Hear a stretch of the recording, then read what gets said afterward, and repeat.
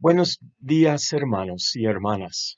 Hoy estamos llegando al final de nuestro estudio de la primera carta de Pedro. Am, Hemos repasado varias semanas indagando un poco, no tan profundamente en esta carta. Espero que les haya am, causado un interés en estudiar más a fondo lo que Pedro tiene y tenía que decir a la iglesia y a nosotros hoy en día. Probablemente nadie que escuche este mensaje um, habrá pasado por el sufrimiento que la iglesia primitiva a la cual Pedro estaba escribiendo estaba pasando.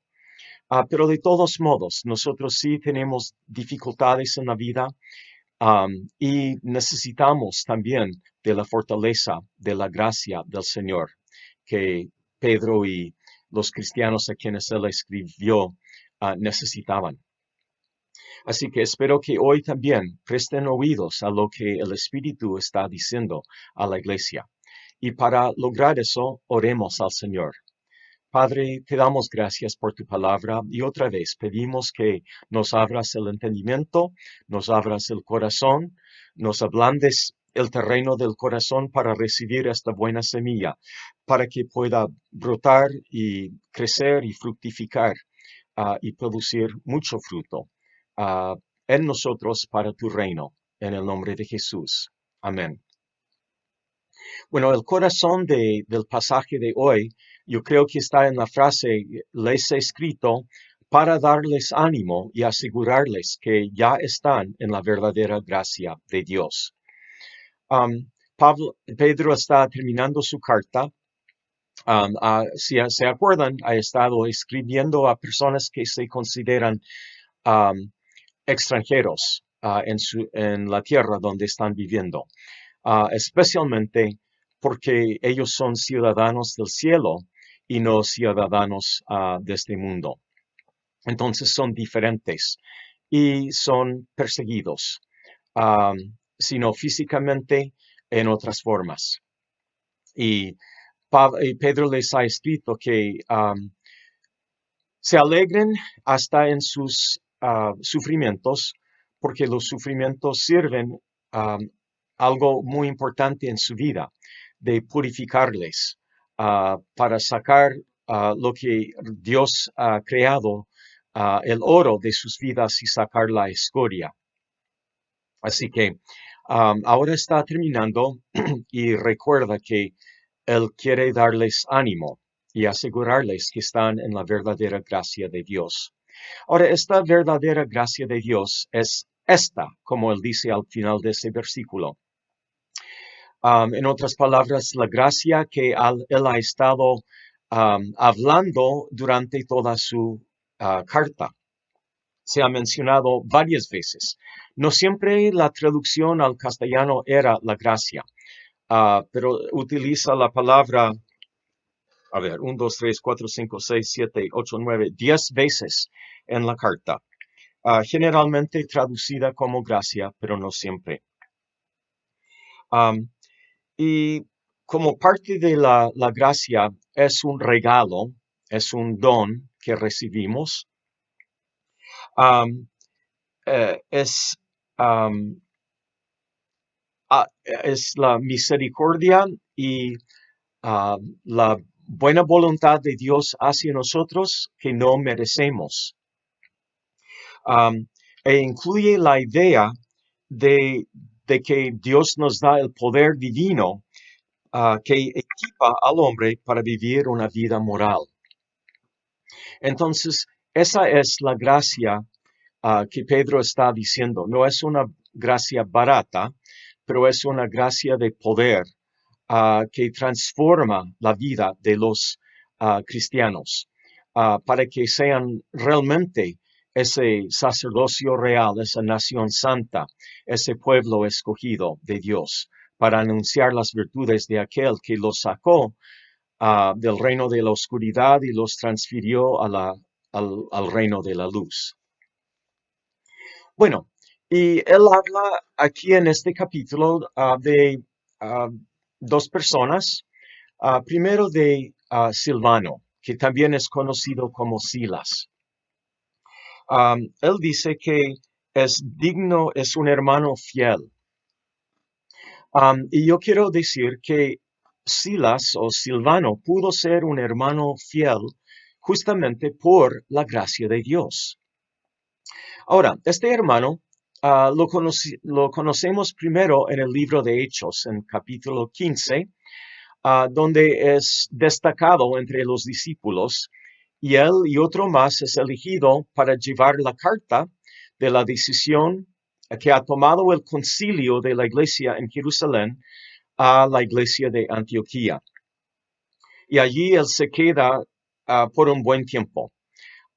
También aprendemos que Silas, además de ser un hermano fiel, un hermano que es digno de confianza, un hermano confiable, un hermano que uno puede, um, uh, por ejemplo, en transacciones de negocios, sería un hombre con quien uno puede confiar.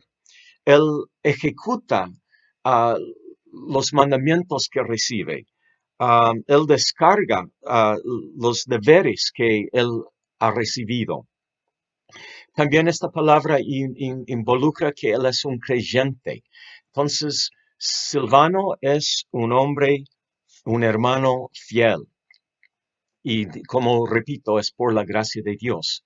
Entonces, en capítulo 15 de Hechos aprendemos que además es un profeta y que él ministra a los hermanos. Y después Pablo lo escoge para ir con él en su segundo viaje misionero. Y allí Silvano se encuentra con persecución. Él es sentenciado, o sea, no es sentenciado, pero es golpeado con varas y después echado en la cárcel.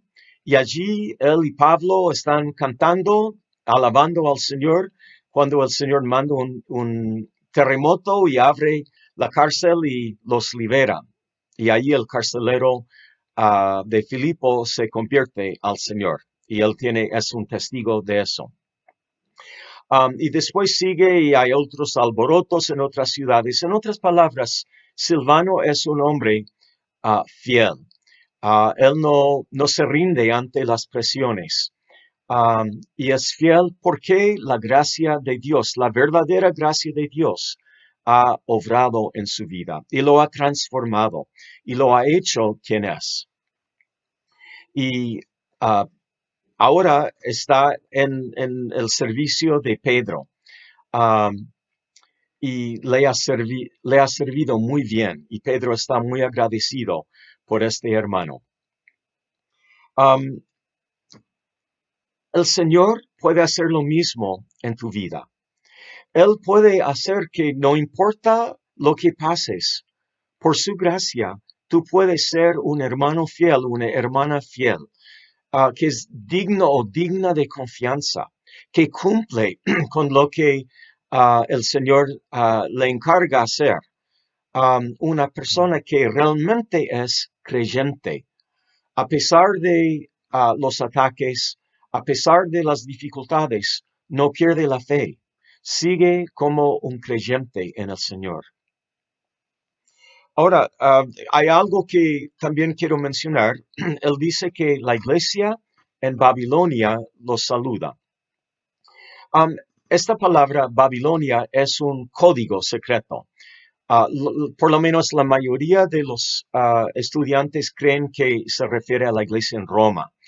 Babilonia era una ciudad conocida en toda la Biblia por su maldad, por su idolatría, por su rebelión contra Dios. Pero espiritualmente hablando, Roma en ese momento había llegado a ser la Babilonia de la tierra. No era solo el centro de poder gubernamental, sino también era un lugar de mucha rebelión contra Dios. Entonces, por eso Pedro dice, aparentemente Pedro está allí en Roma ahora, está acercando al final de su vida, porque según la tradición, él fue crucificado cabeza abajo en la ciudad de Roma, donde era el obispo. Bueno, entonces la iglesia manda saludos y también otra persona, uno que llama mi hijo Marcos. Ahora, ¿quién es este Marcos? Bueno, probablemente nos encontramos con Marcos por primera vez justamente en el Evangelio de San Marcos. Su nombre nunca sale, es por la tradición que Marcos es el escritor del libro de Marcos, como el ayudante de Pedro, que se acuerdan, Pedro era pescador, um, y a lo mejor no escribía bien o quizás en su edad avanzada no podía escribir mucho más. Y el griego no era su primer idioma, a lo mejor necesitaba ayuda para escribir. Bueno, no sabemos eso, pero se cree que Marcos fue el escritor del Evangelio de Marcos, pero que él era como el ayudante de Pedro. Entonces, básicamente, el Evangelio de Marcos es lo que Pedro le decía. De todos modos, después nos encontramos con Marcos, es un sobrino de Bernabé y él acompaña a Pablo y Bernabé en el primer viaje misionero. Y dentro de unas semanas él abandona la misión y él vuelve a casa. Bueno, después eso causa un problema entre Pablo y Bernabé porque más tarde deciden, vamos a volver a visitar las iglesias que establecimos. ¿Cómo están? ¿Qué ayuda necesitan? Y Bernabé quería llevar con ellos a Marcos, porque Bernabé era un hombre muy compasivo. Su apodo significa el hijo de compasión. O sea, era un hombre muy compasivo. Él tomaba lo que era débil y lo ayudaba. Lo vemos en la vida del mismo Pablo, cuando nadie quería recibirlo porque ellos pensaban, a lo mejor todavía es ese fariseo que quiere llevarnos a la cárcel y matarnos. A lo mejor es un tramposo, pero Bernabé se acercó a Pablo y, y, y lo llevó a los apóstoles y les dijo, no, él realmente se ha convertido. Eso era el tipo de hombre que era Bernabé, y Bernabé quería hacer eso con su sobrino Marcos. Pero Pablo dijo que no, y la discusión era tan fuerte entre Pablo y Bernabé que se dividieron. Y Bernabé llevó a Marcos para visitar las iglesias en una parte y Pablo llevó a Silvano, a Silas, a visitar las otras iglesias y seguir con su misión.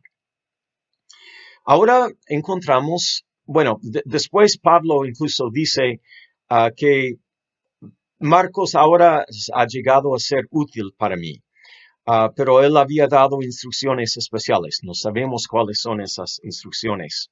Y aquí al final encontramos a Marco como con Pedro. Y la relación es tan cercana que Pedro lo llama mi hijo. Entonces, esto es otra manifestación de la gracia de Dios. Porque la gracia de Dios tomó este jovencito, Marcos, que en un momento abandonó la obra. No sabemos si era por miedo, si era por echar de menos la casa, si era su rechazo a los gentiles y el mundo gentil, no sabemos.